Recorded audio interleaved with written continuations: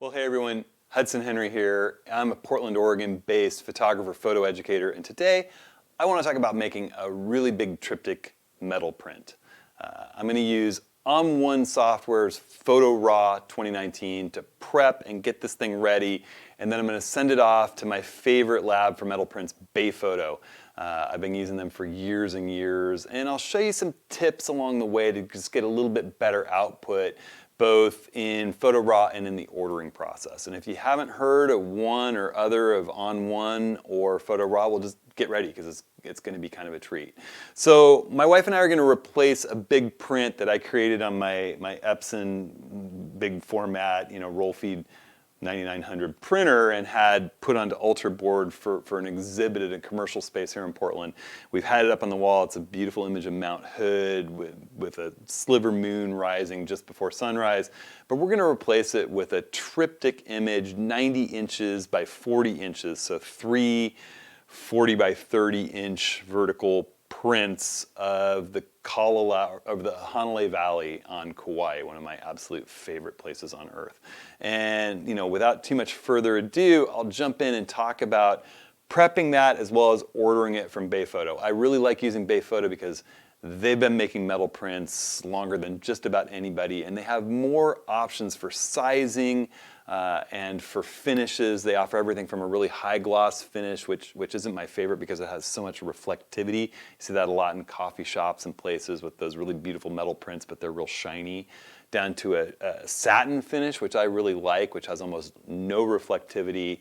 And then some sheer finishes where you can see the metal through. And I'm going to go ahead and order a sample pack from an image from Moab that I'll show you how I edit just to get ready for that, alongside this big triptych print that's this panoramic merger that's almost 300 megapixels. It's created from 36 individual frames shot at 50 millimeters with a 36 megapixel Nikon D800 some years ago. So let's jump in, let's have a look. So I'm right here, I'm in Photo Raw 2019.5 on one's pretty killer photo editing and browsing package here. I'm in the Browse app. You can see this image that we're going to break into 3 parts and print huge. And if I take a, oh, I just hit the wrong button. If I take a look, I'm opening the panel, not hitting export. If I open up this panel, you can see it's over 26,000 pixels wide and over 10,000 pixels high. It's right around 280 megapixels. It's a really big image, and it's actually created, if I go into my grid view here, from all 36 of these individual frames. It's actually 2 rows of 18 frames knitted together into this one big ultra high resolution print. And I'd love to show you the process of doing all that. I have a course on how to do ultra high resolution panorama mergers that shows from start to finish the process in the field and in post-production. But it's a longer, more convoluted process than I really have time for in this video. So I'm going to jump instead into this single frame image, and we're going to order a sample pack of images, different finishes. I'll show you the ordering process, and then we can unbox all this stuff when it gets here and take a look at what each of them looks like. So instead, I'm going to go into Edit. This is the Edit portion. You're basically broken into Browse and Edit. Oh, one thing that's cool is when you're in Browse in ON1, you can actually select a whole group of images like these, all 36 of them if you want. You can do any kind of compositing that you want, whether you want to do raw processing non-destructively to blend them into layers, whether you want to create panoramas, do HDR editing, or focus stacking. All those things are right here in the Browse app. They're just a single click when you click multiple images. Instead, we're going to go in and we're going to edit this one image that's ready to go. And I've already done quite a bit of editing on it. Here it's rendering.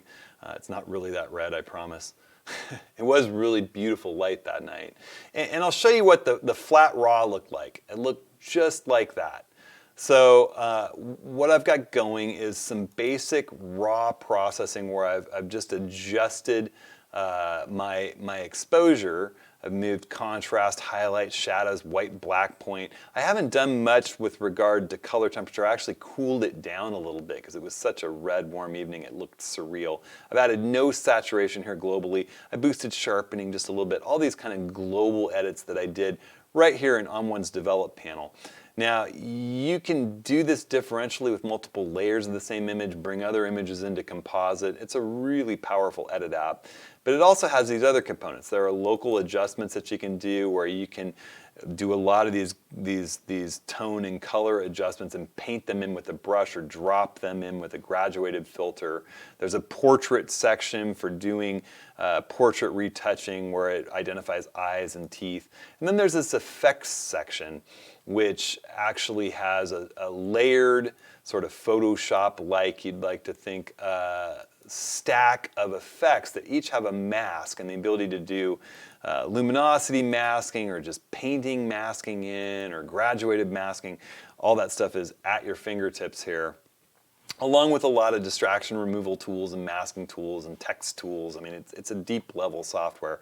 I often use presets, so I'll open this left panel here for a second and I have all my presets.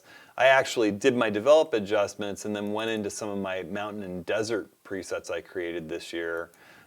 And I actually chose this one called Magic Light and applied it to the image. And then all I do, just by a simple click, it will apply all the filters necessary to get that look. And then you can go in, it won't adjust any of your global develop settings. Those are left sacrosanct. It's just adding these effects filters. You can go in and tweak them to taste. So you might want to adjust the vignette, for example, or you might want to change the individual color tones in the color enhancing filtering. You can go through and deactivate each of these and see what effect they're having on the overall image. You can see as I turn these off, that's what it looked like with just the developed global settings. And then I start doing these effects filters. And you can add more of them just by clicking on this add filter button. And they give you little descriptions and an example of what they're gonna do.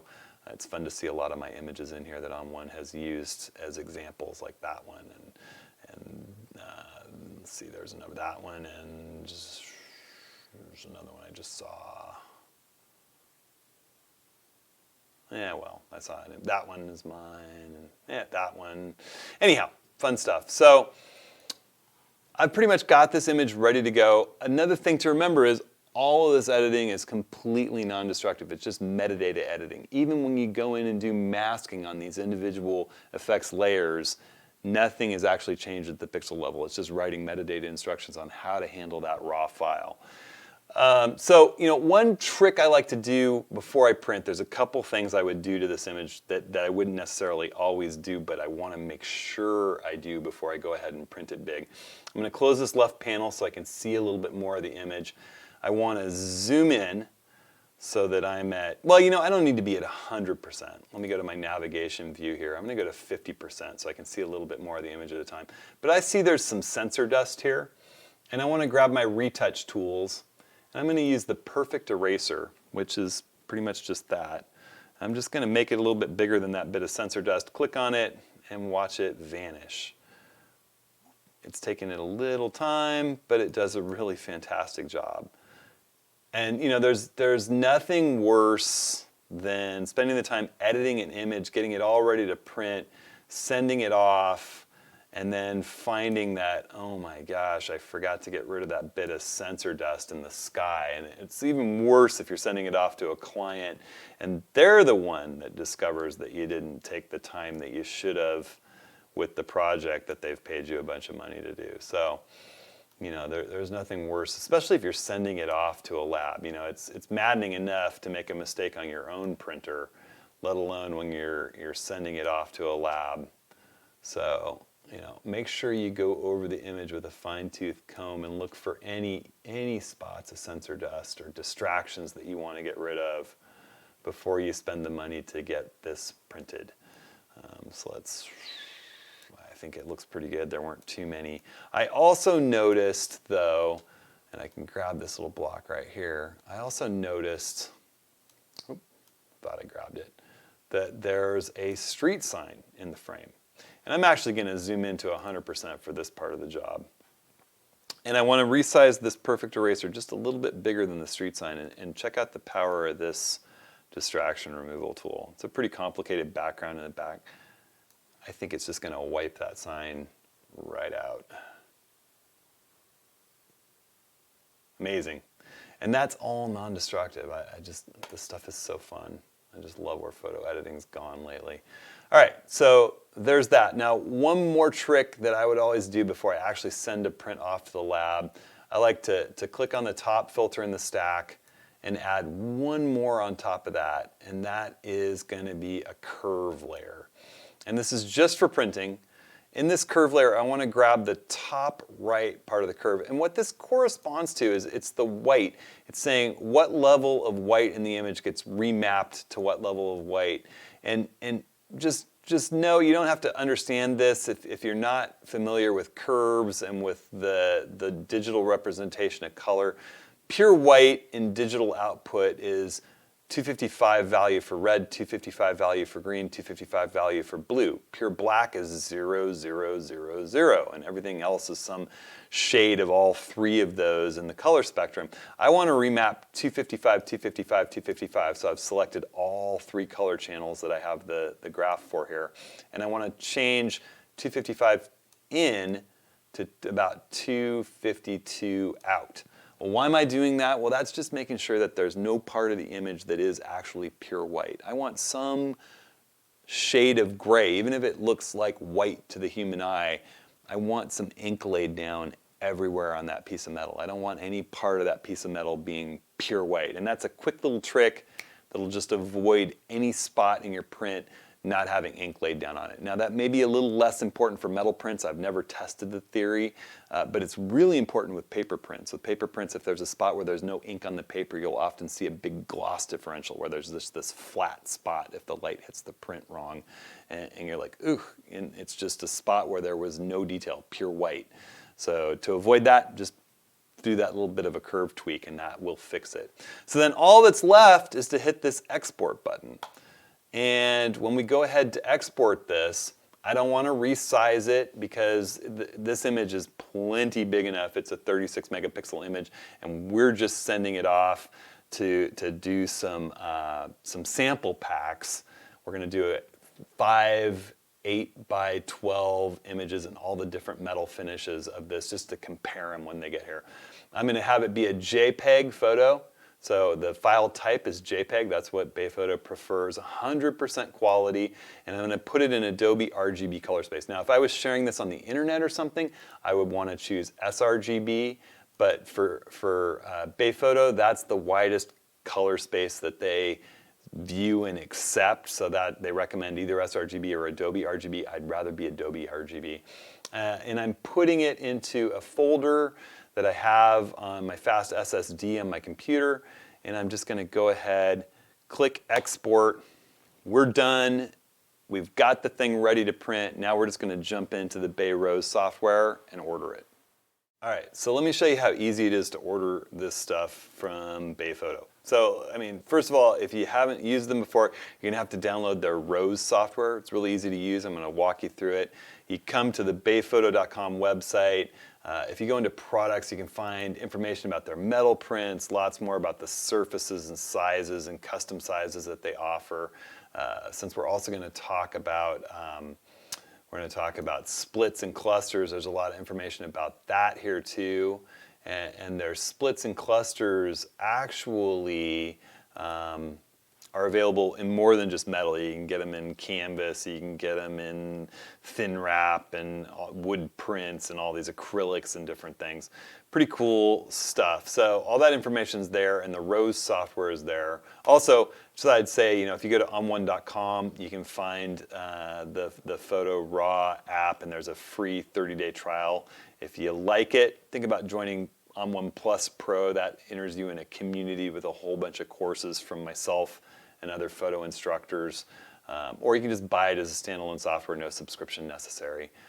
So 30-day trial is right there. If you're interested in more stuff from me, including my panorama course or some free downloads, that stuff is all right here on my website. Just go to training, and I also have a YouTube channel that I upload weekly photo training videos and discussions about sort of all things photographic. So feel free to jump into any of that stuff. Once you've gone to Bayphoto, you can find the Bay Rose app, which is how you're going to order these prints. You just fire that thing up, It's going to open. You'll have an account that you set up with Bayphoto when you first activate this. It'll check in with Bay to see what the current product list is. You can maximize this thing. And what we want is MetalPrints. So we're going to go ahead and click that we're interested in MetalPrints. And I'm going to add an image folder. That's down here. And I can say, let's go to my desktop, and I've got some working files here. Photography and prints is one of those. So let's open that folder. And sure enough, there's our 2 images. And we wanted to order this Moab image in a 8x12 sample pack. And then it just says drag and drop your image here. So I can just drag it up, drop it, and everything's all set up essentially here for us. We're going to do 1 satin straight corners, 1 sheer glossy straight corners. So essentially, you see there's the finishing. Each one of these has sort of the options here. So finishing for the glossy print, corners for the glossy print, straight corners, no hangers or holes. They're just going to be samples. We got the MIG gloss one, satin, no hangers or holes. Straight corners. It's going to be the same for each and every one. I prefer the straight corners to the rounded. A lot of people like rounded. You can see how many options they have. They have all these different levels of rounded corners if you're into it. We just go right along here. Bing, bing, bing, bing, bing. You know, if I wanted to go ahead and add in a float mount hanger, I might do that.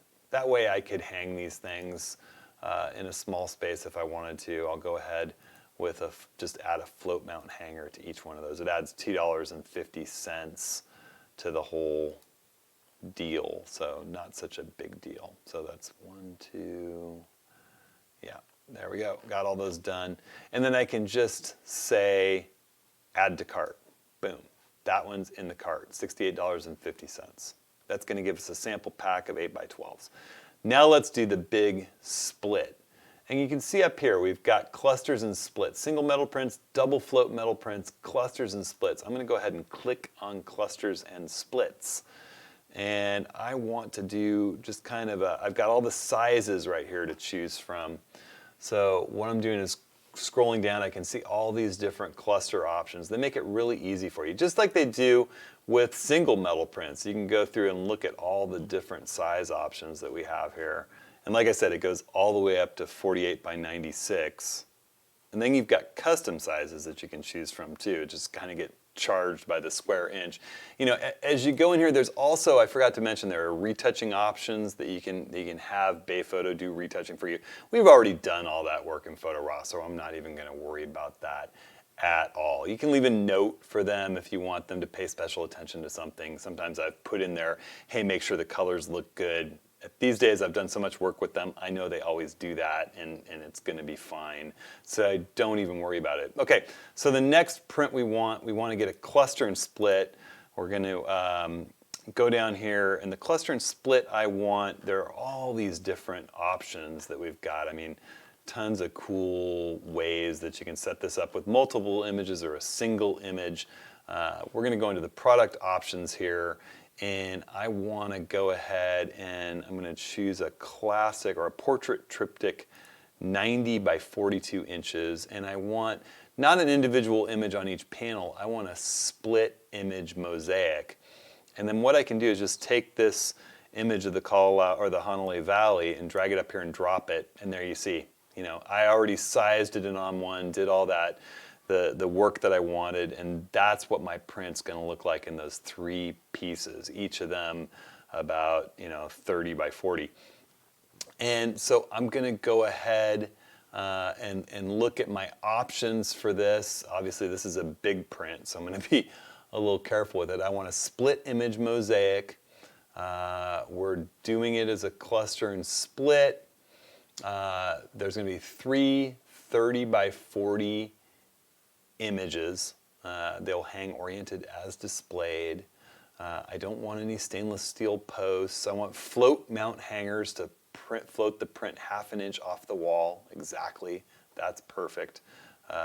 If you hover over these things, it'll tell you what I'm talking about. I don't want those posts. Some people love them. It's not my style. I don't like the flush mount. I really want it to just be a sheet of metal. You'll see how it looks when it comes in the box, but I want it to just float off the wall. The print surface, I want satin. As I said, I don't like that reflectivity.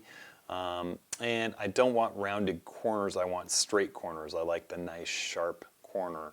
I don't need any retouching options, so all I need to do is add this to the cart. You can see this is an expensive print, but I mean, that's not bad for the size that we're talking about. You should be able to upsell a client a lot more than that. Think about putting this in a law office. They're going to expect to pay a lot more than $678. If they were paying that, they'd think that it was too cheap to put in their office. So this gives you a lot of opportunity to upsell. So we get into the cart. I've got these two. I got an 8x12 sample pack of our Moab image. I have the portrait triptych. The color correction that's included is just them looking it over, making sure it looks good. I trust them to do that, having used them for as long as I have. Don't need any crates because we have 30 by 40 inch. Well, you might put a crate for prints 30 by 40 inches or smaller. So I'm going to put that in there because we do have 3 prints. That adds $45 to the order. I don't need any boutique packaging. I don't need any special supplies, but it's cool that they're available. There's a rush charge. Now, typically Bayphoto is going to get this done in about 3 to 5 days for MetalPrints, business days from your order. If you need it rushed, it costs 50% more. There's 2 different rush levels that can cut the production time in half or in a quarter. So depending on if you really need it fast, it's possible. I'd also call them on the phone. Any special instructions, check with Mallory. I have I'm someone that I'm working with at Bayphoto on this order. And boom, I can just either save it for later or proceed to checkout. In this case, I'm going to save it for later. The checkout's just the same kind of digital process in that you're used to, entering your billing information, your credit card, everything. Before I shoot this order out, I'll go in and put all my credit card information in privately. So let's check out what these prints look like in a week when they come back from the lab. Well, sweet. So it only really took like 2 business days for this to land here, but I kind of think, they have an idea that I'm working on this video. So again, 2 to 5 business days, just depends on what their production schedule is, and you can always get it rushed for a little bit more money. But you can see how this whole thing is really nicely packaged and crated. I'm going to go ahead and pop it open and let's see what these look like.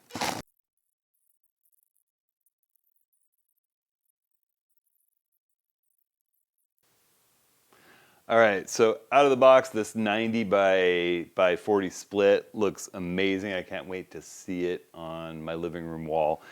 Also have this sample pack of this Moab shot. And it's interesting, I haven't ordered a bunch of these before.